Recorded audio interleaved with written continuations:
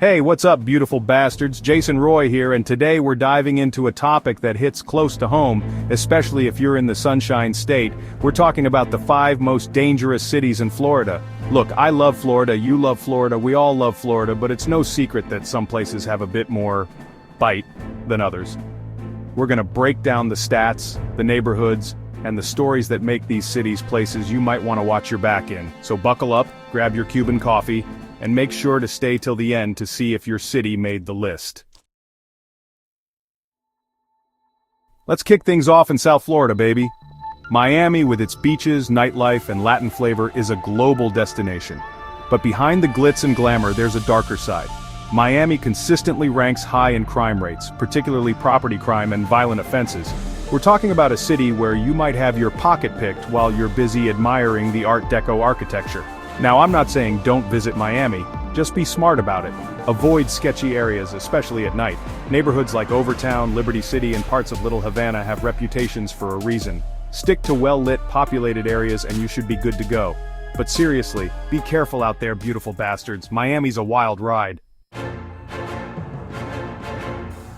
Next up, we're heading to the land of Mickey Mouse, where dreams come true. And so do nightmares, apparently. Orlando, while famous for its theme parks and family fun, isn't immune to crime. See, Orlando's problem is that it's 2 cities in one, the tourist bubble and everything else.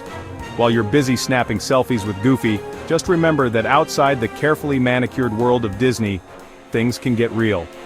Neighborhoods like Pine Hills, Paramore, and parts of Metro West have some of the highest crime rates in the city.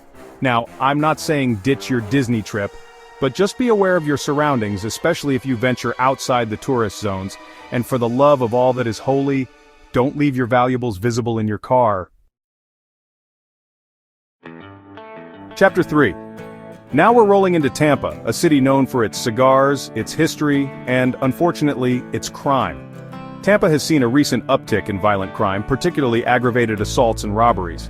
You know, it's a shame, because Tampa's got a lot going for it. The Riverwalk, Ybor City, Busch Gardens. But even with all that, you gotta be careful. Certain areas like Sulphur Springs, University Square, and parts of East Tampa have significantly higher crime rates than other parts of the city. And let's not forget about the whole Florida man phenomenon.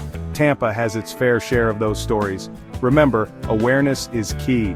Stick to well-populated areas, avoid walking alone at night, and you'll increase your chances of having a safe and enjoyable time in the Big Guava.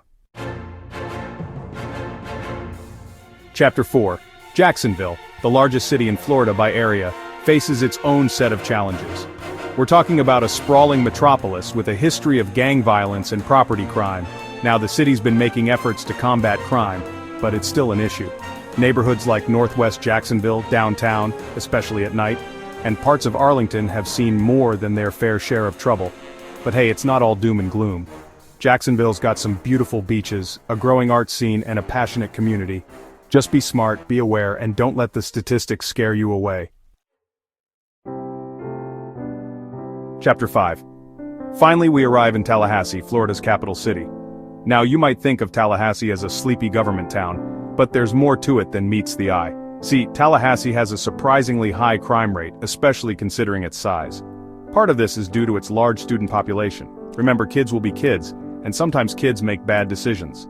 Areas around Florida State University and Florida AANDM University can be hotspots for petty crime and alcohol-related incidents. But even outside the college bubble, Tallahassee has its fair share of problems. Neighborhoods like Frenchtown, Griffin Heights, and parts of South City have struggled with poverty and crime for years. Now, I'm not saying Tallahassee is a war zone, but it's a good reminder that crime can happen anywhere. That's it for our not-so-sunny tour of Florida's most dangerous cities.